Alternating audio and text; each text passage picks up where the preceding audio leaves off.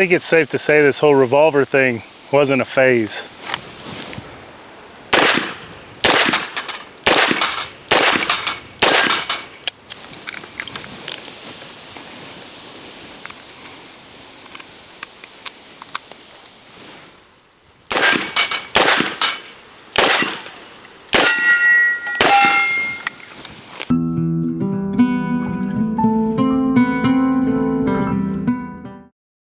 So, I've been putting this Taurus 605 Defender through its paces over the last month and a half. And I have come away with a new appreciation for a 5-shot gun. I say 5-shot gun because it's clear. Something this size, it's kind of a, not quite a J-frame. It's kind of close. I'll have to look up and see, you know, what the Smith & Wesson frame size equivalent is. But I have been carrying it now for, like I said, about a month. I was using a leather holster originally, so this is another one of those 2-in-1 reviews thanks to Andrew and Harrison with Harry's Holsters, because they absolutely hooked it up. They were like, hey man, so you were using this Taurus 605 and reviewing it. You want to try out our Icon 2.0 for that, which there'll be a link or card or something floating around there, is my favorite Ruger LCR holster and one of my all-time favorite holsters ever. Their Icon 2.0, which is actually what I'm carrying right now, and they also sent me their Monocle. So we're going to take a look at those on the table. We got 5 more shots. Let's play here.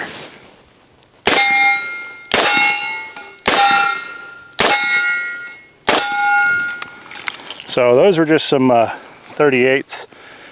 I'll shoot a little bit more while we talk here because I got ammo still in my pocket.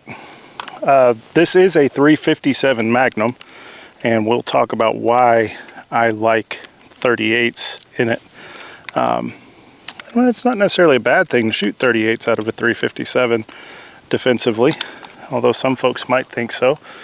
Let's go left to right this time.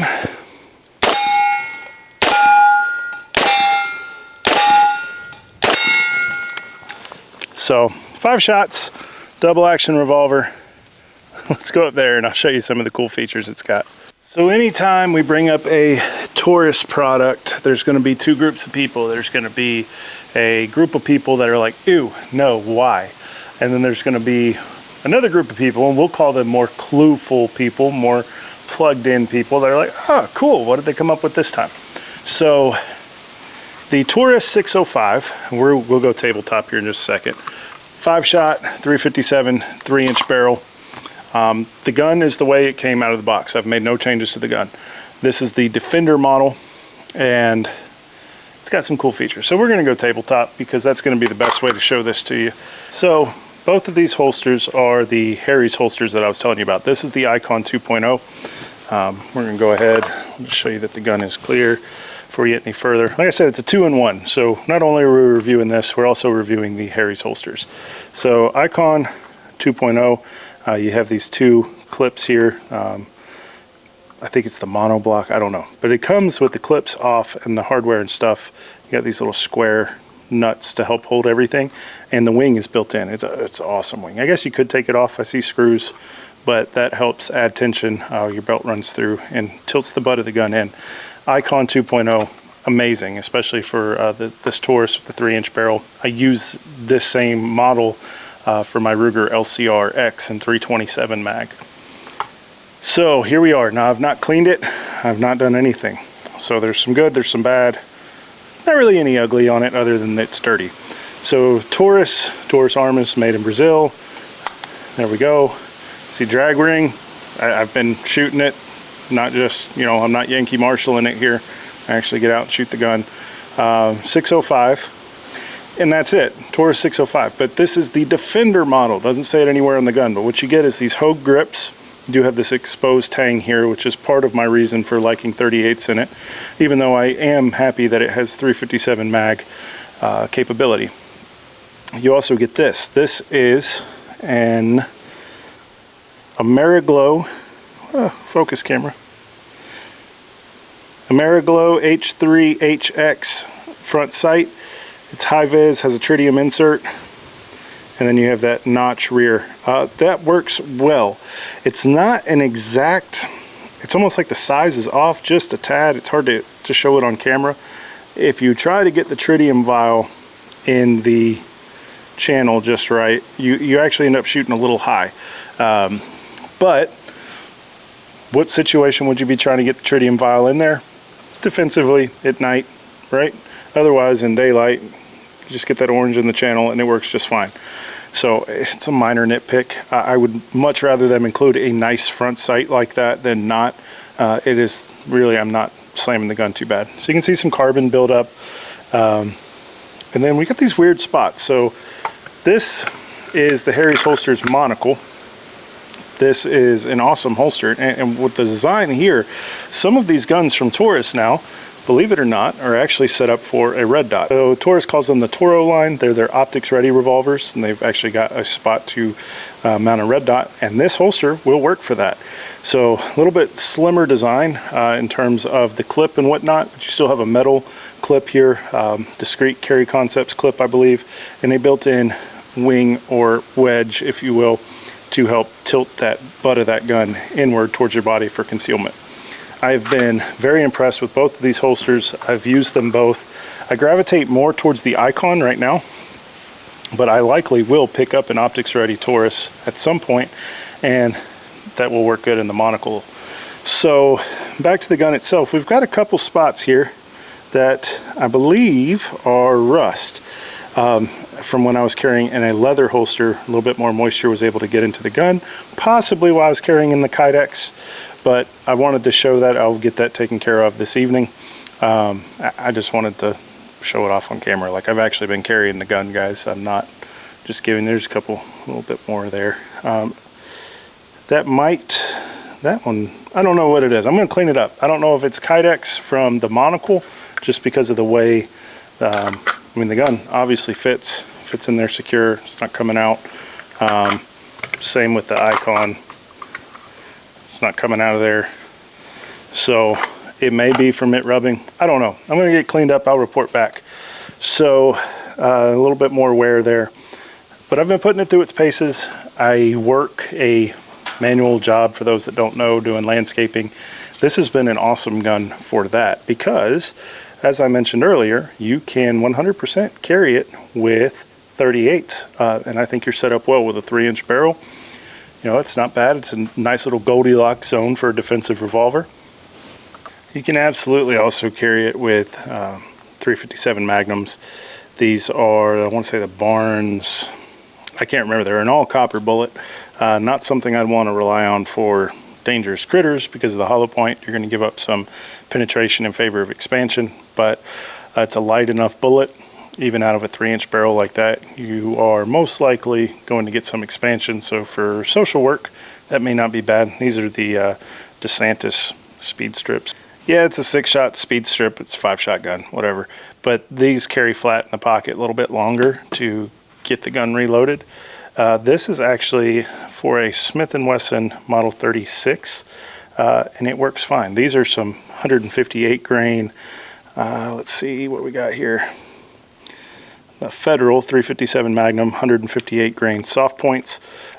This is more along the lines what I would like for dangerous critters, but this speed loader lines up pretty well, and you've got enough of a relief cut there. I know I said in my previous video I wasn't sure how speed loaders would work. Well, this is the only 5-shot that I have, and it works good enough. So a little bit harder to carry in the pocket because of the dimensions, but it'll work fine. Then you get an extra 5 rounds ready to go. In terms of reliability, the gun's been good. I did catch something on my previous video. I was dry firing the gun, and it was like the hammer was coming back and the cylinder wasn't wanting to turn. That happened once, and I only caught it because a commenter caught it and was like, hey, what happened here? So I went back and looked. It's not happened at all since dry fire, or since in dry fire or live fire, but we can go ahead and talk about the trigger. I'll go ahead and show you it's clear. So for your double action, it has smoothed out a lot. There was some grittiness when I first started shooting the gun, and it's just gotten better and better. And then single action, haven't shot it very much that way, but there you go. Not a bad single action trigger. So very much something that has smoothed out with rounds through the gun, as they tend to do. So who's this pistol made for? Well, the obvious answer is anybody that wants a 5-shot 357 Magnum that's still carry sized. For me, I'm going to go with the above. I'm also going to say if you are not a revolver guy, there's going to be situations where you might want to carry a revolver every now and then, but you may not care about having multiple guns. Maybe you want one that you could carry in a social setting that would also translate well to a woods gun.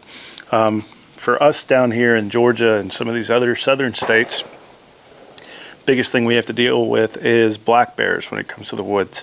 357 Magnum especially, I don't have any out here right now, but they're loaded up in my GP 100 that I take deer hunting. 180 grain buffalo bore outdoorsman. It is a handful. They kick like you would not believe. The recoil is insane. So who is this gun designed for? The Taurus 605 Defender. Well, the Defender in the name makes it a great defensive revolver, I would say. You have 5 shots. Is capacity a trade-off? Of course it is. I'm not going to sit here and tell you it's not. But there are certain situations where something like this can get places that maybe your 9mm CZ-P07 can't, or maybe as a backup gun. Or also, maybe you're the type of guy that wants to carry a 38 Special for social work, maybe around 2-legged predators. And in the weekends you enjoy backpacking, you want one gun. Now you've got the ability to throw some buffalo bore in here for that. The one caveat I'll say to that, this is a great compromise gun. With 357 Magnums in it, will it shoot them? Sure. That exposed tang can be a bit punishing. Now bear in mind I've got some injuries and scar tissue that extends into the palm of my hand. So perhaps I am not the best arbiter of what's painful and not painful when it comes to recoil. A heavier gun, like something like a GP 100 with a 4-inch barrel, or a Python with a 4-inch barrel, or the equivalent model of the Taurus, would be a little bit more pleasant for a steady diet of 357 Magnums. But the capability to shoot 357s if you deem it necessary, and also to have a very controllable gun with 38 Specials, there's a nice little pocket and niche that this gun fits. Another thing I want to touch on is price. This is significantly less expensive than the equivalent Smith & Wesson or even a Ruger SP101, which I think this is kind of competes well with. And I do own a Ruger SP101. The one I own is 327 Federal mag and not 357 mag. And that's partly because I wanted the 6th round in this size. I didn't bring it out here today for a size comparison because they're 2 different calibers, and honestly, this gun comes with some features that the SP101 I wish it did. First, we'll talk about the grip. I've got bigger hands. I can get all of my fingers. This little shelf here works good for my pinky. Now you can see with my trigger finger placement, the grip's a little small, so I end up pulling the trigger in between those knuckles. Is that ideal? There's going to be people that tell you no, that you can't shoot your targets at all. But the intro there, I did have, I think, 1 or 2 misses. That was all done double action with that finger placement.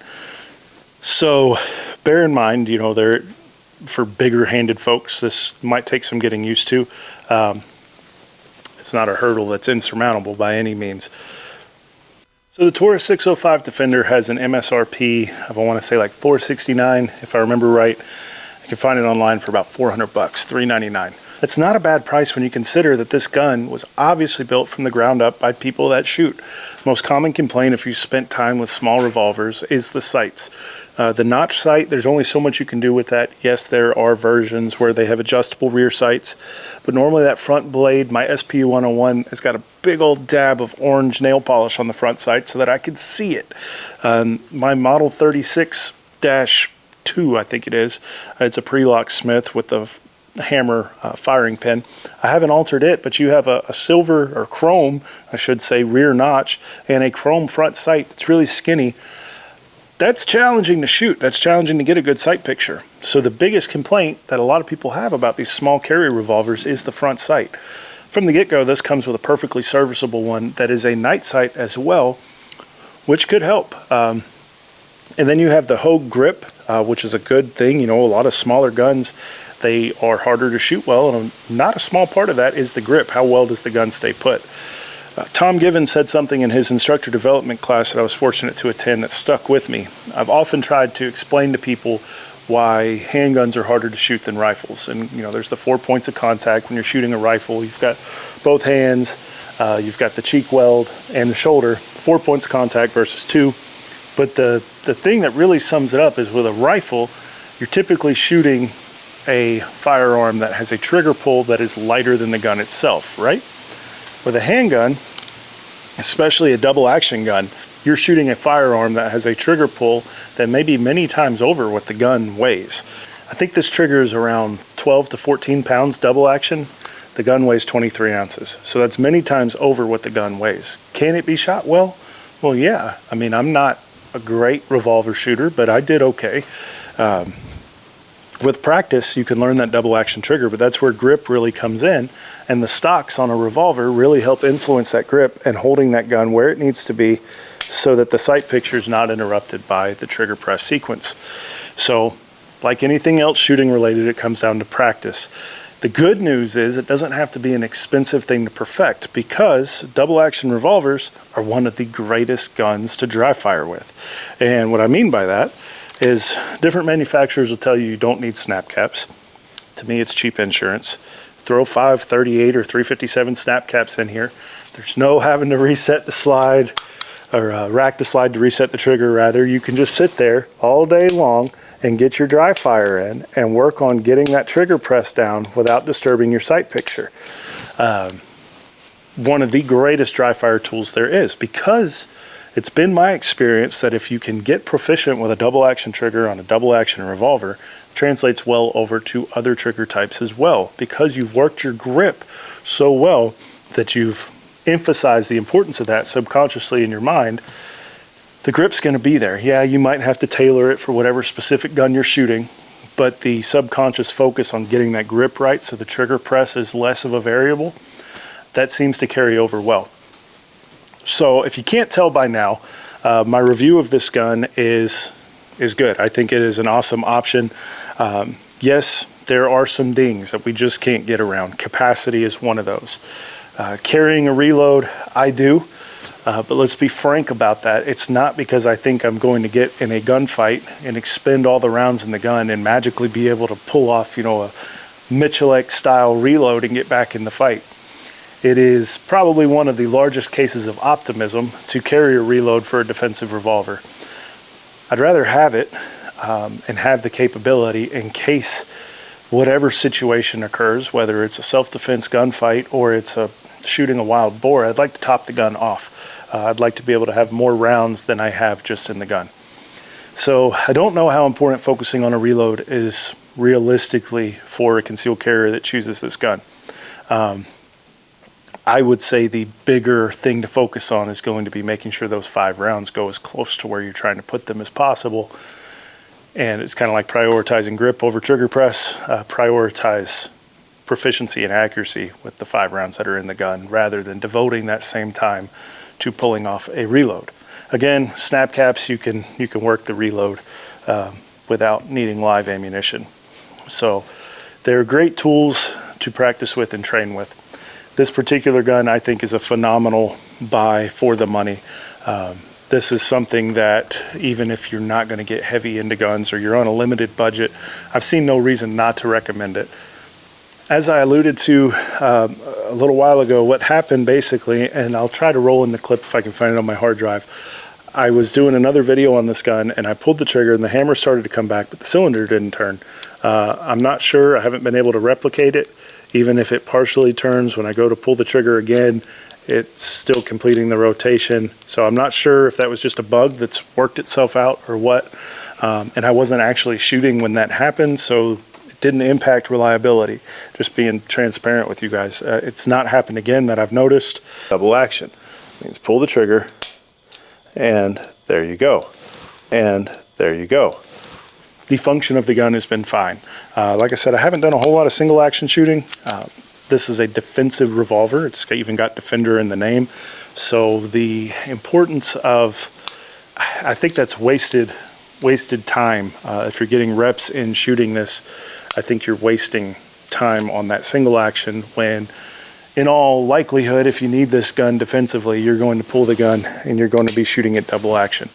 So I think that's where you should get your reps in. If you disagree with me, feel free to leave that in the comments. It's just become increasingly clear to me over the years. I have less time now somehow working for myself to get out here and shoot than I ever did before. And when you have that limited time, budgets are tight. I know mine is. Even reloading my own ammo, every time you pull that trigger, it costs money. How much money that is will vary, but there's no getting around the fact that it costs money, takes time. And if you're going to build skills, I would say investing that time wisely. So practice your double action. Again, it's going to make you a better shooter. And when you reach your proficiency standard, by all means, if you want to play around with single action, cool, do it. There is a reason, though, that you see a lot of defensive revolvers with the hammer bobbed so that it doesn't have the hammer spur. I like the look of having the hammer spur. I just don't use it that often. Actually, if you look at the gun, there's a lot of wear and dirt and grime and whatnot. The one place there's not very much of that hammer spur, because I don't touch it. That being said, who am I to tell you how to shoot your guns? That's just an opinion. So for the other part of the review, we'll go ahead and close out with my opinion on Harry's holsters. I've not tried a crap ton of revolver holsters. I certainly have less time with different revolver holsters than I do semi-auto holsters. The revolver holster market's dominated by outside the waistband, belt holsters that are really well suited for deer hunting, carrying a full-size GP100, things like that. And there are some awesome companies doing that. Unfortunately, there's not a lot of companies making carry holsters for revolvers in comparison. I think that Harry's Holsters has it figured out. These guys are shooters. Harrison and Andrew are both shooters. Andrew's a competition shooter. Harrison is the type of guy that you could sit down and have the shooting nerd conversations that we all love and enjoy, or a lot of us do. So these guys are shooters first and foremost. They build a product that just plain works. I don't get any money if you order from them. They were nice enough to send me, 3 holsters. So I guess I've received compensation for telling you good things, but the reality is, folks, I would buy these anyway. They do an awesome job. The Kydex is thick. Obviously, this one's got a little bit more give just because of the way they had to make it. But again, they saw a need. Taurus is making an optics-ready revolver. Now you got a optics-ready revolver holster. That'll work with the regular 605 as well. This one's a little bit beefier, and I like the double clip, so I carry this more, but I am going to end up with one of those red dot revolvers. I have to. I like revolvers and red dots, so we'll be going back to this at some point in the future. So that's my relationship with Harry's Holsters. I'm buddies with Andrew. We've been buddies for a few years now, and I'm getting that way with Harrison. I absolutely believe in their product. That LCR Icon 2.0 has seen a lot of belt time with no issues. So there's where we are with that. So we're back the next day to finish up the video on the Taurus 605 Defender and the Harry's Holsters Icon 2.0 and the Monocle, which I did not bring back out today. I want to end by saying I think this is a perfectly viable option. Do you get the same polish that you might on a Smith & Wesson Performance Center? No, but then again, you're paying less than a third of the price. So if it is a workhorse gun that you're interested in, I think the 605 Defender makes a lot of sense. And I would say if you're in the market for a 5-shot carry gun, having something that has the versatility to shoot both 357 and 38 makes a lot of sense. So if you found this review helpful, please like and subscribe to the channel if you'd like to see more stuff like this. If you have personal experience with a Taurus 605, please drop that down in the comments, or your own thoughts on that gun, carrying 38 and a 357, some of the things that I've said. If you've got opinions, way off in the comments below. Guys, I really appreciate you watching, and every view, like, and comment helps the channel, subscriptions. But I do want to give a special thank you to my patron and channel member folks who help through Patreon and channel memberships here on YouTube, help financially offset some of the cost of making videos and things like that. So special shout out to them. It's never something you have to do or that I want to make you feel like you have to do, but if you're so inclined, there's always links in the description if you'd like to. With all of that being said, thank you so much for watching, and I hope to see you next time. Stay safe, get to the range.